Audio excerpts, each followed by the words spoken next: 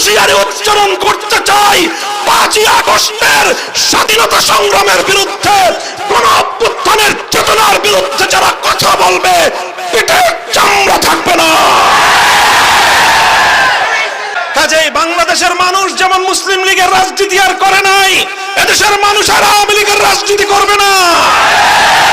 আওয়ামী লীগের রাজনীতি মানুষকে হত্যার রাজনীতি, আওয়ামী লীগের রাজনীতি লুটপাট আর দুর্নীতির রাজনীতি, আওয়ামী লীগের রাজনীতি সাম্প্রদায়িক উস্কানি দিয়ে সাম্প্রদায়িক সংঘাত তৈরি করবার রাজনীতি, আওয়ামী লীগের রাজনীতি গুম আর খুনের রাজনীতি, আওয়ামী লীগের রাজনীতি আমার তাগড়া তাগড়া যুবক সন্তানদেরকে মায়ের বুক থেকে কেড়ে নিয়ে গুমের রাজত্ব কায়েম করবার রাজনীতি। এই রাজনীতি আর বাংলাদেশের মানুষ, বাংলাদেশে আর এই রাজনীতি করা যাবে না। 1971 পূর্ববর্তী সময়ে মুসলিম লীগ যা করেছিল, 2024 সালের 5ই আগস্টের পূর্ববর্তী সময়ে আওয়ামী লীগ তাই করেছে। অত্যন্ত দুঃখ এবং পরিতাপের সাথে দেশের মানুষ লক্ষ্য করল, 1972 সালে একটি সংবিধান প্রণীত হলো, যে সংবিধান 1971-এর মুক্তিযুদ্ধের মুখপাত্র ছিল না, যে সংবিধানে 71-এর মুক্তিযুদ্ধের চেতনা বাস্তবায়িত হয়নি। 1972 সালের সংবিধানের মধ্য দিয়ে মূলত আমাদের পার্শ্ববর্তী বন্ধু পরিচয় দানকারী প্রভুত্ব ফলানো ভারতের চাপিয়ে দেওয়া প্রেসক্রিপশন বাস্তবায়িত হয়েছিল।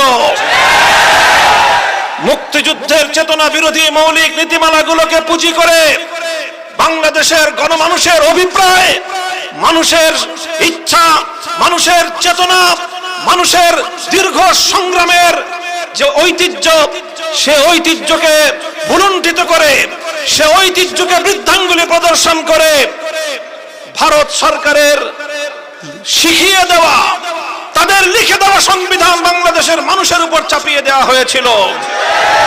আর সেভাবেই 1971-এর মুক্তিযুদ্ধের সফলতাকে ছিনতাই করা হয়েছিল। 1971 সালে স্বৈরাচারী পশ্চিম পাকিস্তানিদের বিরুদ্ধে লড়তে হয়েছে। তার আগে বঙ্গভঙ্গের মাধ্যমে সেই কলকাতার দাদাবাবুদের বিরুদ্ধে, রবীন্দ্রনাথ ঠাকুরদের বিরুদ্ধে এদেশের মুসলিম জনতাদেরকে সংগ্রাম করতে হয়েছে। তার পূর্বে ব্রিটিশ বেনিয়াদের সাম্রাজ্যবাদের বিরুদ্ধে লড়াই করার পর স্বাধীন বাংলাদেশের মাটি মুক্ত হয়েছে। কাজেই আমাদেরকে সেই সংগ্রামের ধারা অব্যাহত রাখতে হবে। এদেশের